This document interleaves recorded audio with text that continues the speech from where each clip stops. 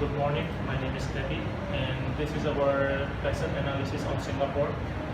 So, the word Singapore in Sanskrit means lion city, and nowadays it's known as a country called Singapore. Singapore is one of the greatest economy in the world right now, and it's competing with other countries that are 10 times larger than Singapore, and it's one of the best countries for foreign direct investments.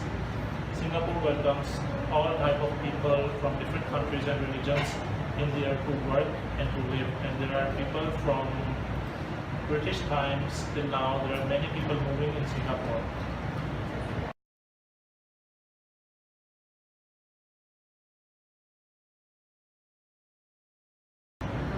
Okay, so for the political part, the political micro part of Singapore, firstly we have the opposition parties, that's WP and STP. WP stands for Workers' Party and STP stands for Singapore Democratic Party. So for, when it comes to the citizens, we have many restrictions and limitations like freedom of speech. Freedom of speech in the sense that the citizens cannot talk anything that they want to talk about the political parties, because there are strong defamation of laws, that's imprisonment and heavy defamation suits. So in Singapore, there is a very low activity which is related to the freedom of speech and interrelated debates.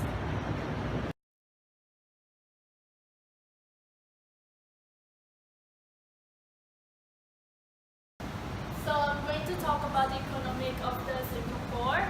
Singapore is a very high developed country. The country also connect and contract with stakeholders and neighborhoods from other countries as well. This is the reason why many investors from all around the world come to invest in Singapore due to the good economic and good living conditions. Moreover, the country has a low rate of rent for local people, but at the same time they also have high rate of GDP per person per year, which means the population have high living condition, like have high standard of living.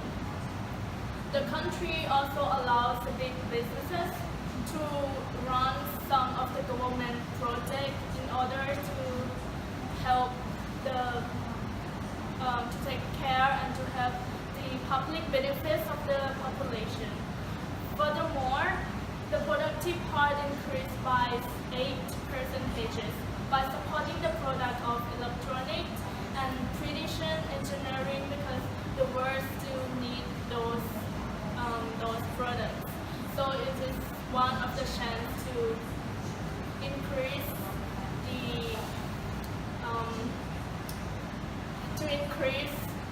the profit for the country. In the business part, the rate of transportation increased by 4.2% by maritime transportation, or in the easy word is to export the overseas products. But in another hand, the percentage of building house and food decreased by 1.4 and 1.9% respectively. According to the Department of the International Trade of Thailand, predict that in 2019, the GDP of the Singapore will sustainable.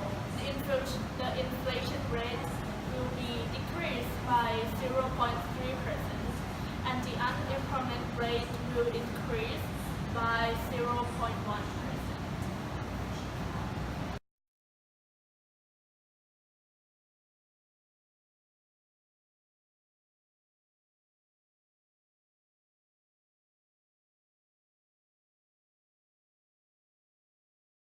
Right.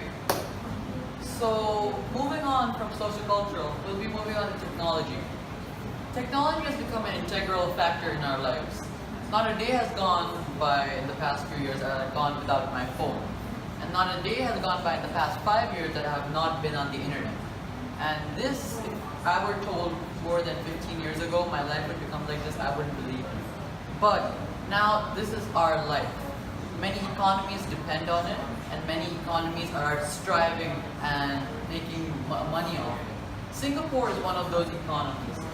After the manufacturing industry and the trading industry of Singapore, its technology, its IT industry is one of the biggest. It's Infocom, if you may put it. Now, if you can see that we'll be going through all the trends in the Singaporean technologies, personal analysis. So beginning with, Singapore is already the world's information and technology hub. Companies from all around the world are setting up their bases in Singapore because of its high level infrastructure. It has become an important part of all of our lives. And not a day has gone by where I haven't used a phone. But more than that, not a day has gone by in my life where I haven't been connected to the internet. Many countries are using this to their advantage and they're putting it into their economy. And Singapore is one of the few countries that are striving off this. Now, Singapore no doubt has become the world's smartest city. But in the future, I believe it may become the information and technology hub for the world. Singapore already has many countries and many companies putting in infrastructure and their business spaces into the country for their future in IT. Now, due to all these investments in Singapore, I believe that there will be new businesses in the technology sector. Singapore has one of the strongest IP laws, which is basically intellectual property laws. And this is very beneficial to businesses because many businesses in the IT sector don't concentrate on physical products, but instead on ideas, patents, if you may put it. And this is really well, as this could increase the job opportunities and the economy of Singapore. Now, due to so many people using the internet in Singapore, Singapore is one of the highest educated countries in Asia, and due to people being accessing the internet through Facebook, YouTube, WhatsApp, and social media, they are using data like crazy. Singapore's data consumption has increased drastically. As of 2014, Singapore has consumed 14.1 petabytes of data. Now, 1 petabyte is approximately 1 million gigabytes. 7 years ago, in 2007, 10 years ago, it was half of that. So that shows how steep of an increase Singapore has in data consumption. One of the biggest industries in Singapore as of now that is growing is artificial intelligence and blockchain technology. With the rise of Bitcoin and the rise of artificial intelligence like Google Home or even Siri, Singapore has become one of the best places to put this in because these are all conceptualizations of things. These are not physical things. And Singapore's small land area and the way it handles infrastructure is one of the best. In the future, I believe Singapore may be one of the countries with a lot of data servers in it that will hold information for businesses that are mainly online or in IT. Then finally, social media and influence.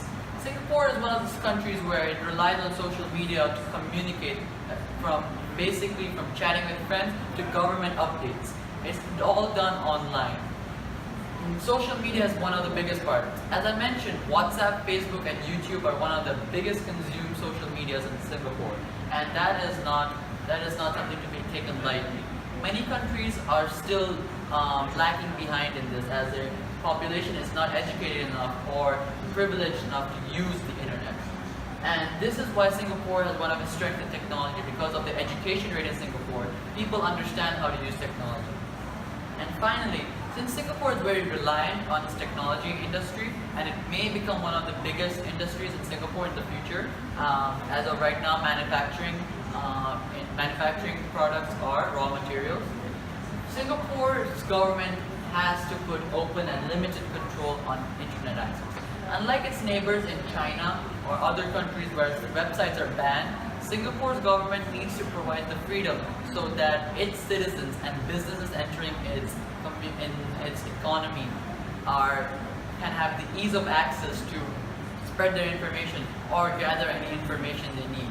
And this is one of the few trends that I believe that Singapore is going to follow in the future. If you can see, compared to all the other countries, Singapore's population is very small. However, it is covering nearly every person in Singapore.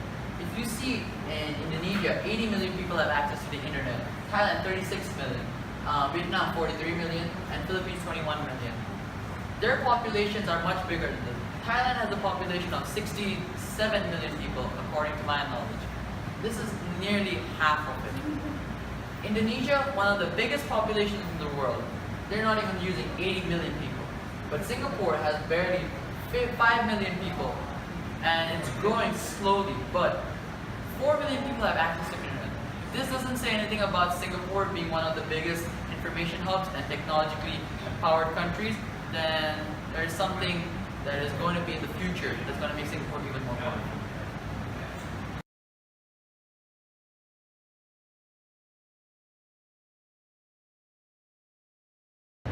Okay, this is the legal part of the PESA analysis. One of the best countries for foreign direct investment, Singapore is rated like number one for many years for foreign direct investments. Like other countries investing in Singapore and doing business, and they have been profitable for most of the times. Other thing is, it is very easy to set up business in Singapore for a foreign person, such as there are very few rules and regulations for doing business over there. And there are a lot of labor laws that are protecting the workforce of Singapore. Example, if people earning less than 2,000 Singaporean dollars a month gets a health kit from the government, and people earning more than 2,500 don't get anything from the government. Foreigners are welcome to work with two different type of passes. There are two types of passes that Singapore gives to the foreigners. It's P1, P2, and Q1. P1 and P2 are for foreigners who are specialists or professional on executive level, and they are allowed to bring a their family with them, like 2 or 4 people with their permit, and they usually earn between 7,000 to 3,500 Singaporean dollars.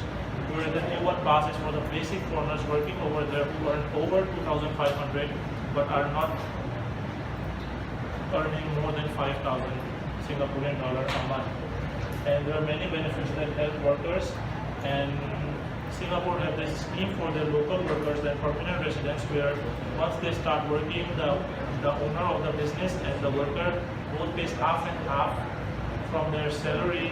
So once they retire from work, they will still keep getting money from the government.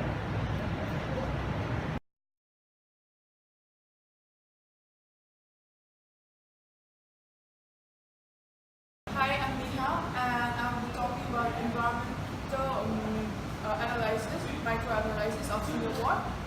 So as you can see in this graph, how economic growth and CO2 emission is related to each other.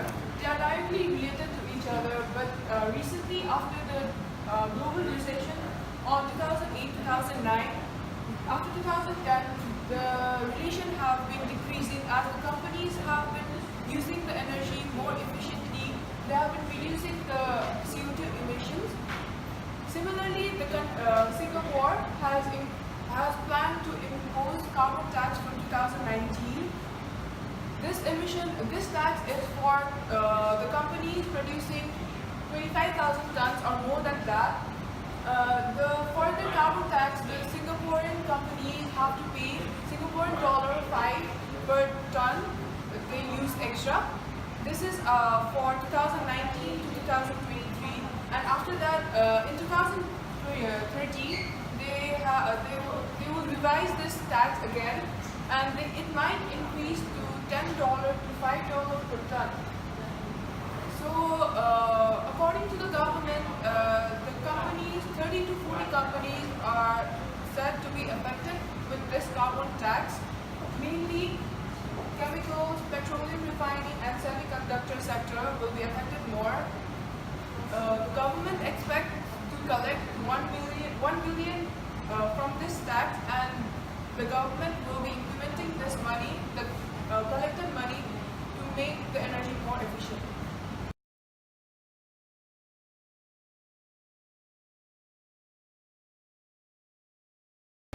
So I just finished talking about CO2 emissions. Now for the next environmental factor, I'll be talking about water resources in Singapore. So from the recent data, Singapore National Water Agency have found out that the demand for water is 430 million gallons per day. And from this, 45% is consumed by the household, and other percentage is consumed by non-domestic factors. However, the household consumption has decreased from 165 liters to 143 liters. This is from 2003 to 2017, and for the Singapore's National Water Agency, they have planned to use the pump strategy. This is a part of this agency, and for this strategy, they are collecting, reusing, and desalinating the water resources. As you can see in this graph, how they are using this this strategy, and in this strategy, they have ABC program, and this program is to improve their water resources. And they are doing this by using digital solutions and smart technology.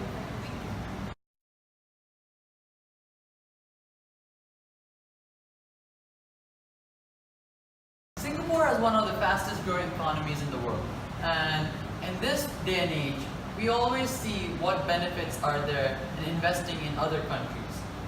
Due to globalization, there are so many people moving to other countries from their home countries, and they want to see the benefits of how investing in that country will benefit them. So here are a few of Singapore's investment opportunities that could help future business dealers or people who are already doing FDIs to invest more into Singapore. To begin with, China has its Belt and Road Initiative, and it's concentrating on Singapore also. China's Belt and Road Initiative is basically it investing into other countries around Asia, Eastern Europe and Africa. So by investing in Singapore, China and Singapore already are in good relations, as there are a lot of Chinese in Singapore, and China and Singapore have a bilateral trade worth more than or approximately 140 billion Singapore dollars. So if you're going to invest in the country of Singapore, it will be beneficial for the business person or the foreigner who's investing in Singapore, because China is already investing in countries and you'll get more benefits from that. Following that is the rise in technology. As we mentioned previously, in the technology sector, there is a huge increase in blockchain technology due to bitcoins and artificial intelligence due to all technology companies on the rise like Apple, Amazon, and even Google.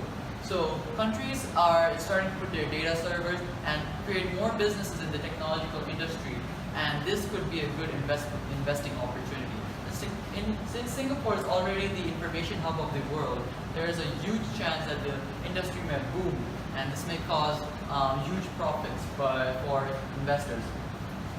And thirdly, the workforce in Singapore is one of the most qualified in the world. Singapore is very well known for its education rates and how hardworking its citizens are. And if you invest in that country, or you have business, or you're going to plan to open a business in that country, your business will definitely have one of the best staff in the world. Singaporean staff are well renowned all around the world for how hardworking they are and how knowledgeable they are. So make sure to invest in Singapore for its workforce also and its work ethic. Fourth, the strategic location of Singapore. There's a certain reason why Singapore has become the biggest port in the world, and that's because of the crossroads of shipping routes. Singapore has one of the most convenient locations, as it's in between Asia and the Middle East and Africa also, and all the routes interconnect at Singapore, making it one of the biggest markets for import and export. So if you have an import and export trade, or if you want to invest in Singapore, import and export is one of the best, because not only because of the economy or it's the biggest port, because of the geographical location of Singapore. And finally, foreign businesses have to pay a huge amount of tax in other countries, and they have to pay tax to their own countries. But in Singapore, you pay equal taxes. In Singapore, for both local businesses and foreign businesses, it's all equal taxes, so there is less discrimination in foreign businesses, and this gives more motivation to foreign business owners to invest into the country and start their own businesses.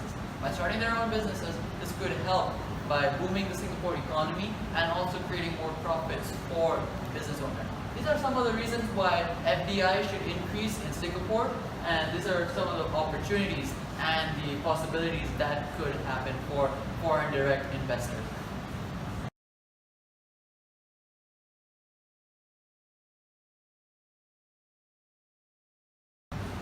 So it can't all be a bed of roses for Singapore. There should be some negative aspect to Singapore's economy or the government that will, of course, push away the FDIs from investing into the country. Now, here are some of the investment risks that we believe could make Singapore less interesting to invest in. To begin with, China, as we mentioned before, China has the BRI, the Belt and Road Initiative. Now, China is also investing in other countries, basically the Indo-APAC countries, include countries in Southeast Asia and India also. Now, one of the biggest investors and one of the biggest competitors for Singapore in the rising market for being its port is Shanghai.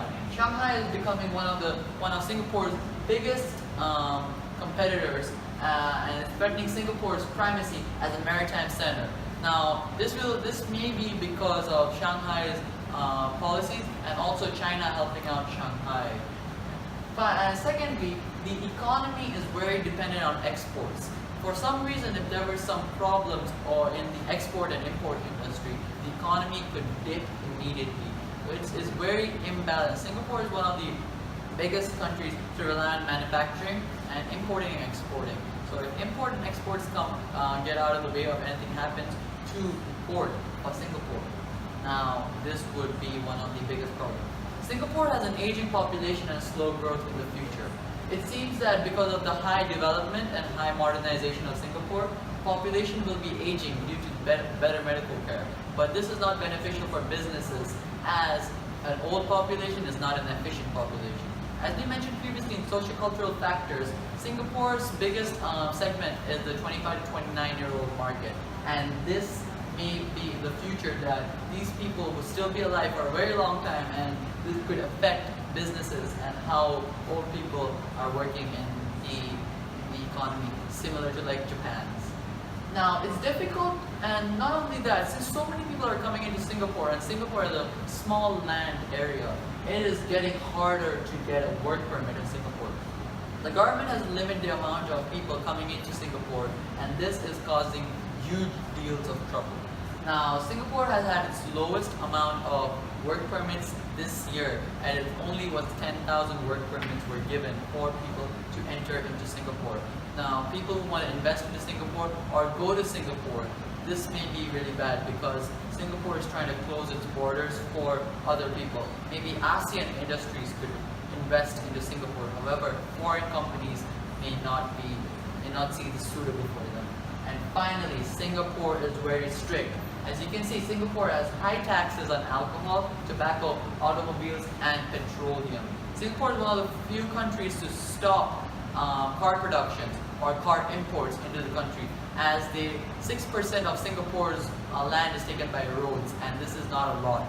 If you have too many cars, it could affect the environmental factors, and also it could affect the area land consumption. As you can see in this photo, there are so many fines given by Singaporean citizens. And small things like chewing gum is banned because Singapore's government values its land and its culture. So these are few of the many investment risks that Singapore may have that may make FDIs not suitable for investing into Singapore.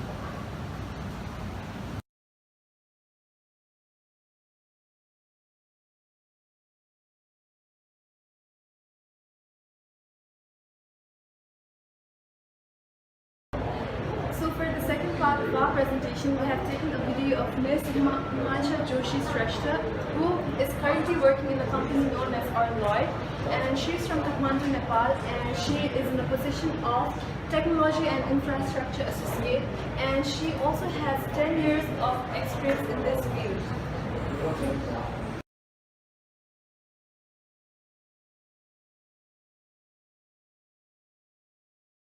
So we chose Miss Himansha for our interview, and the reason behind it is because we wanted to know a woman's perspective.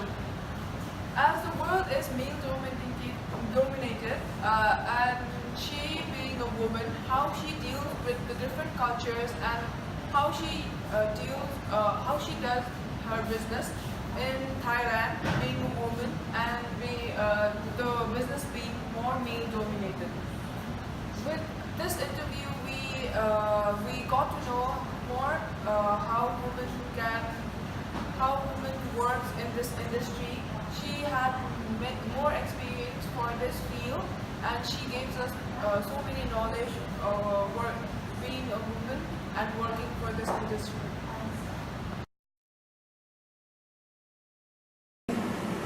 Good evening. So we are the group members of IBM 409, and we are very pleased and happy to have you here. Thank you very much for taking out some time and joining us for this meeting. So I would like to start by asking you to kindly introduce yourself to us. Sure, well, thank you for having me. The only kind of interview that I've had before was a job interview, so it's kind of exciting to be in this kind of situation or platform. So thank you for having me. I am Himansha Joshi. I work as an associate at AWR Lloyd, a boutique consulting firm in energy industry that mostly focuses on mergers and acquisition advisory and transactions advisory. So, Okay, so the first question that I would like to ask you is, as a woman, me being a woman, it's very good to see a woman being in such a good post. So has it affected you in any way, doing any job interview, like being a woman, you went for the interview, and has it affected you in any kind, any sort of way, has it affected you?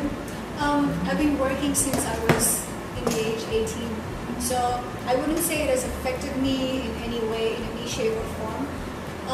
But I'm not sure what you're referring to as female and male dominance in this kind of sector. I haven't quite seen that from my experience. In fact, I'm actually quite lucky to be working in a place where the 80% of the workforce is women. So yeah, I don't think it's affected me in any. Okay, so your nationality is Nepalese, right? So does being has it affected you in any other way, being a Nepali here? Like a Thai, you're not a Thai nationality, right? So you're a Nepali. So has it affected you in any other way while doing your job, or while applying for your job, or in the job? So usually in Thailand, in order to get a job, an entry-level job, you're required to have a work permit, and most of the companies here, they don't give you work permits so easily. So mostly like mid-level, like corporate level jobs, you're required to have at least 3 to 4 years of work experience. With that, you're only left with really little options like teaching or entry-level jobs in boutique firms, or any other kind of jobs that is available, like a researcher or something like that. But having said that, I've been lucky enough to have worked with a government organization that's related to my expertise and my background. And right now, I am lucky enough to have been welcomed by a boutique consulting firm with open arms and with a. Okay, so you don't face any differentiation or? Well, obviously, if I try to apply for other jobs, I definitely face problems like I don't have the Thai nationality, or I don't have a proper solid permanent work permit. So yeah, that has affected me in terms of applying for other jobs. But for this one, I wouldn't say I got it easily, but I had to work my way through. Okay, so Ms. Joshi, since you're a Nepalese nationality, and you're here abroad working, where there are lots of people coming from different backgrounds, different nationalities, how do you feel working with different group of people coming from different countries, different nationality, different background? What have you experienced so far, and how do you feel about it? The way I see having to work with different people, different backgrounds, or diversity is that diversity is a very essential and a vital part in a workplace, and it is something that actually leads to better productivity, proper engagement, and fruitful outcomes. Also, from my experience working in Nepal first, then I moved to USA. I worked there for a couple of years, and then I came to Thailand. I worked with a governmental organization, which was extremely difficult for me because everybody was Thai, and I had problems communicating with them. But I slowly learned to adapt. And right now, I work with this consulting firm where there are people from different nationalities. Like there are people from Poland, there's someone from India, my boss is from UK, and I have Nepalese colleagues. So it's a learning process. I mean, when all these kinds of people come together and interact and then come up with ideas, I think I take it as a platform for myself to learn from these different perspectives. So you've been to many places, so you must be very good at adapting yourself, adjusting and adapting. Yeah, maybe I am. But obviously there are harsher moments in workplace as well. But I think I've been quite resilient and I've learned to find my way through. Let's move on to the next question. We want to ask, what does diversity mean to you, and how does it affect the process of dealing with people from different backgrounds and cultures? The way I see diversity is that it sort of forms a platform where different ideas, different perspectives flourish and nourish.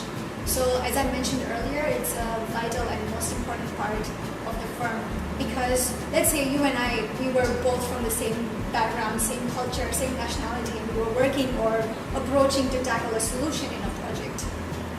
If we have the same thoughts, we have the same ideas, and we're not conflicting each other's opinion, the way we approach a project solution will be really boring. So it definitely helps that I work with people from different backgrounds, and that they will be able to challenge me, and they will be able to also lift me up if I'm not doing the right thing, and vice versa, I'll be doing the same to them. So in the end, the outcomes are really fruitful. Also, they share different ideas with each other. Yeah, that's how it goes. The next question: other situations where due to different cultures, backgrounds, nationality there has been repression or disagreement? I cannot say that my workplace is 100% perfect. And as I mentioned, that I work with a diverse group of people from different nationalities and different backgrounds. Yes, there are conflicting opinions, there are conflicts, and there are times when the opinions don't quite match. But in order to navigate through these, it takes a lot of patience, it takes a lot of diplomacy, and most of all, it takes a lot of compromise. So what I believe in is that whenever you get inside the workplace, whenever you're getting into the office, you're supposed to put all your negative energy outside and only take positive energy inside. So my question to you is that how do you deal with the different cultures you interact with in your workplace with the clients you work? I just want to know the processes and the steps you take to get to know the other person's culture better, since you are from different backgrounds. Well, when I'm dealing with a client, I decide to know the client, not the client's culture. I focus on what the client wants in terms of work, and not so much as her culture or her background, but his or her, by the way. But it often helps for me to do a brief research before stepping into any kind of meeting with the client, and obviously coming up with ideas, certain ideas that fit the meeting's purpose. However, if the ideas don't meet the meeting's purpose, then I also come up with alternative ideas to keep the client engaged for future as well. So once I get into the meeting, I understand the client's views and opinions, and once I get what the client is trying to say to me, I will then talk to the client about what my views and opinions are, and if there is any sort of conflict in it, I sort of mold it to fit the client's needs. And if that also doesn't work, then the client is always right. We're always taught to put the clients at first, and our needs and desires or our way of doing things. Basically, you're just trying to find a middle point where the both of you agree. Yeah, that's very essential.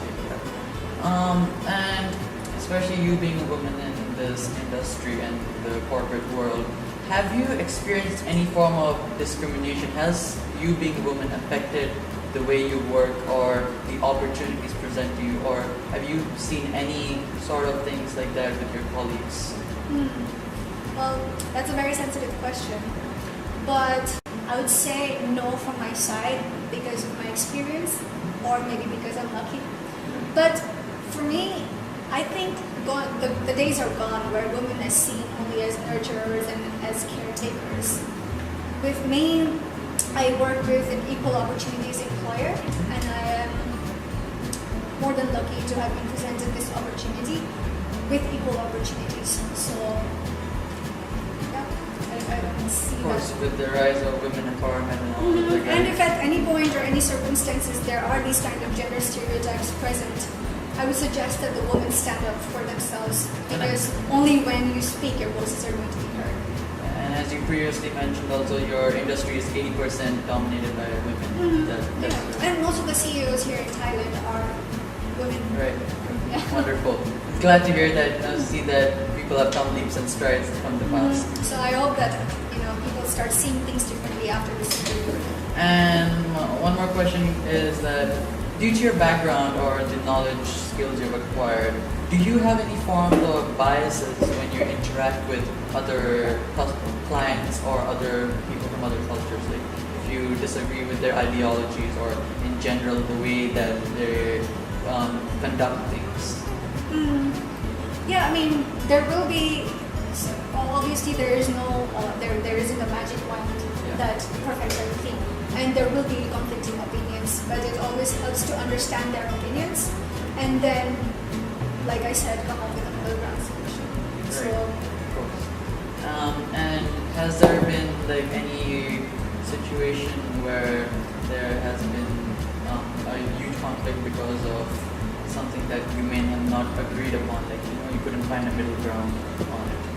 It's like in that situation, because since we're in business and business is basically two people finding a middle ground together, what would you do like if it's not possible? I would give it some time, Right?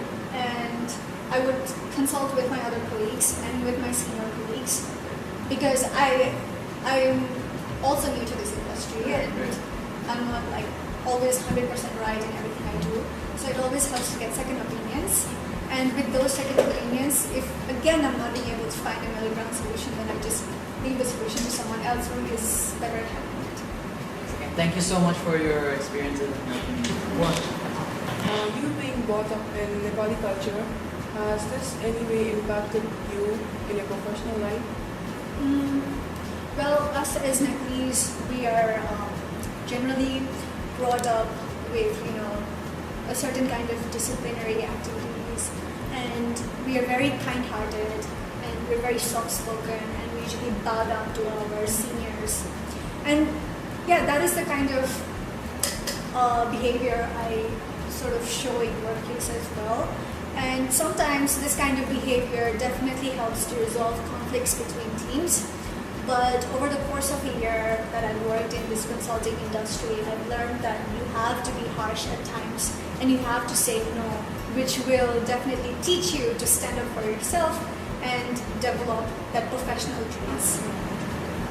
So now we finished talking about social culture. So shall we move on to the new topic?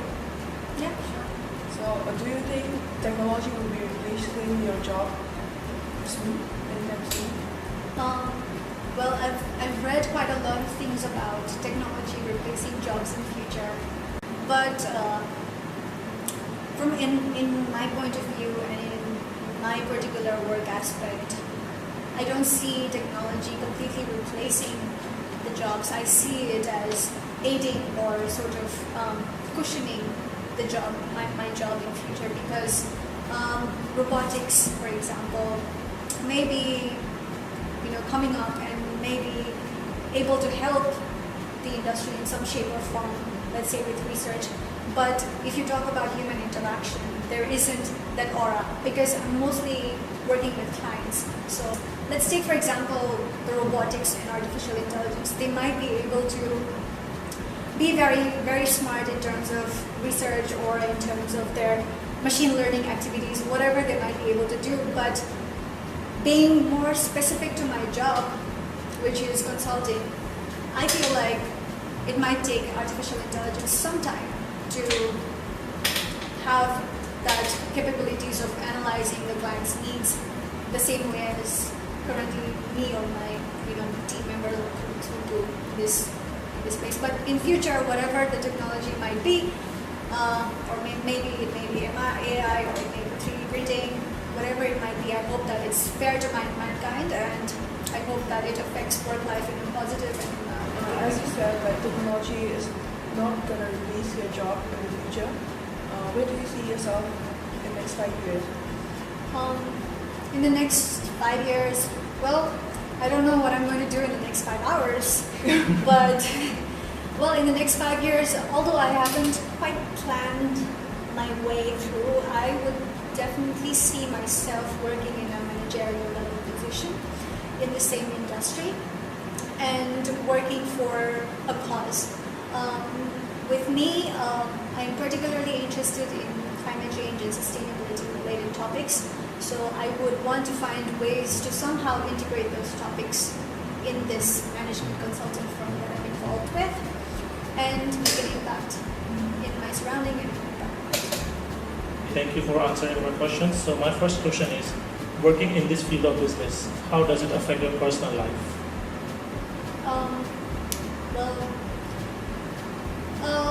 I don't know how to answer this question because I work with my husband, and almost all the colleagues that I work with are more like my brothers and sisters.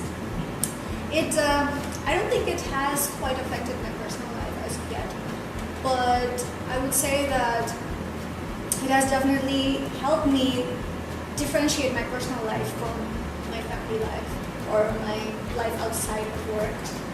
So yeah, that's all I can get to.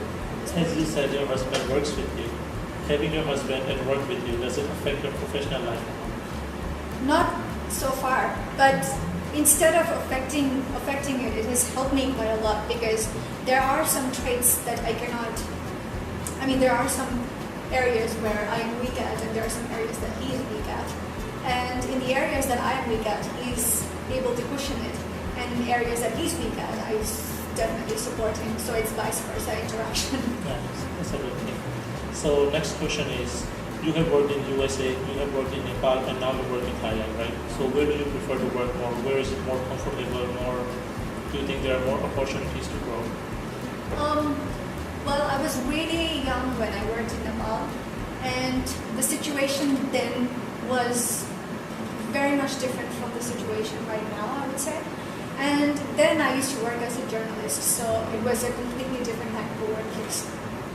But now I prefer this kind of a job, like a consulting job, where I can think, where I can, implement the knowledge that I've gained, or where I can learn new things. To be quite honest with you, I don't think that can be completely implemented in a country like Nepal, where there is more social obligations, where you have to think about, more like families, where you think about the social aspect of things. I don't see myself implementing whatever I do here in Nepal, so I would definitely prefer Thailand at this moment. But if in future I will have to move back to Nepal, I will find ways to sort of mold all these work aspects and adapt. In the work you do now, did you want to do this from when you were young, or you just chose this for some specific reason? Well, the opportunity knocked on the door, and it was quite difficult for me to get this job. I had to go through like 5 interviews, and it wasn't easy. But those interviews taught me well enough to, from starting from day one, to sort of be confident and implement things the right way at the workplace. Where was it more easy for you to get a job, in Nepal, in America, or in Thailand? Well, in USA, I worked as a student assistant, which was a given because I was a student there. I had to work with a teacher, so the environment was different. And I didn't actually formally apply for jobs in the US, so I cannot speak for that. But it was easier in Nepal, definitely, but that was a long time ago. But since I was looking for jobs in Thailand as well, it wasn't so difficult because the first job that I landed was related to my subject, and the interview went quite smoothly, and the people liked me a lot. So that's. So as you have a lot of experience by now, do you have any advice for us for future and for work-related experience or anything? Sure. You guys are very new in perspectives. You have the new kind of energy, so I would say that you should be able to use that energy really properly. Also, don't be so disheartened if you don't get a job here, and don't be afraid to embrace failures. Also, expect the unexpected. So yeah, and if by taking all these advices, if you do land a job interview, make sure that you do your research properly and sort of be confident. Thank you very much.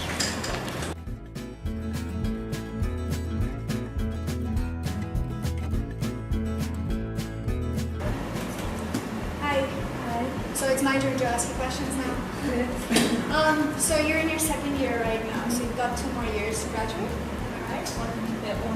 Okay, one more year. So have you sort of like planned your future already? Like, do you see yourself already landing a job after a year? What do you feel like doing next? I've also thought about it a lot, and what I've thought about it is that I don't want to work under anyone. It's my perspective. Every individual is different, right? Like people want to go and work like under someone, but myself, I don't want to work under anyone. I want to be an entrepreneur, but I know we need work experience for that, right? But I'm not ready to work under anyone yet, but I know it's going to be hard, and I need to work for like 2 or 3 or up to 5 years under someone, and then I can start being an entrepreneur. But I preferred working under my father, so I plan to work under my father after the completion of my graduation, and be an entrepreneur after that. Okay, that's quite ambitious. And I would definitely suggest you to sort of work with someone, get the ideas, get the experience, and then move into whatever you want to do in the future. So good luck with that. Thank you very much. Hello. So, as I am in 3rd year and I'm still young, I'm 15 years old. So I'm nearly graduate already, but then I have no experience at all. But now I have my own small business, like selling watches online. So in the future, I think if I could,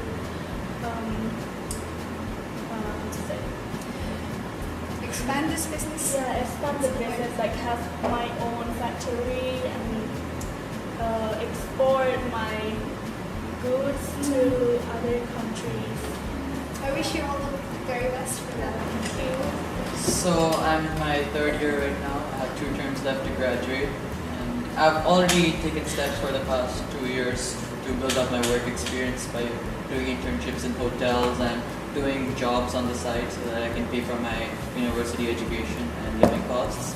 But right now I need to do whatever job that comes my way because I have a sister to take care of and pay for her education too. So right now my dreams can wait because I can help my sister to achieve hers. That's very thoughtful of you. Wish you all the best. Hi, so I'm in the last year, and after my graduation, as you said, you're working with your husband. I also want to work together with my boyfriend where he's working Okay, now. for me, as I'm in my final year, as soon as I'm done, just like now, I'm currently doing my own business and studying. After graduation, I will just focus on my business and then see where it goes. That's impressive. Also, we have a small token of love from our side for you. Thank you so much Thank you for very having much. me. Thank you.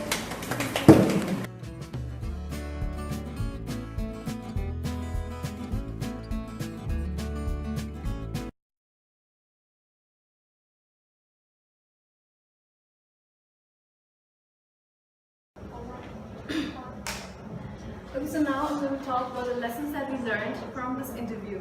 Firstly, do background research before meeting or conducting anything or anyone. Always keep in mind that you need to do research beforehand before actually doing the interview. Secondly, keep an open mind and listen to the people and then give your points. Thirdly, people and clients will only be friendly once you find something in common. Fourth, you need to adapt to different cultures and incorporate its values when working in that particular country. Once when you go out to a new country, you need to adapt yourself in that country and its cultures. Lastly, don't forget your own culture and values as it can be useful or teach others about different perspectives.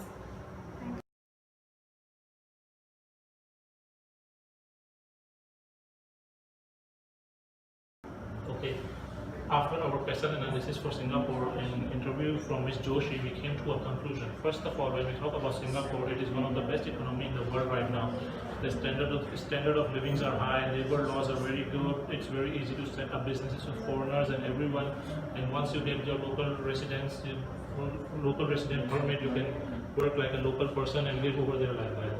Secondly, after we took interview from Ms. Joshi, we came to a conclusion that if you are working in an international environment with diversity and everything, you are supposed to try to understand everyone's feelings and learn their culture too. You cannot just stay dependent on your own culture. You have to be diversified and you have to think like everyone. You have to open up. Once you do, you will go ahead towards success. Thank you very much.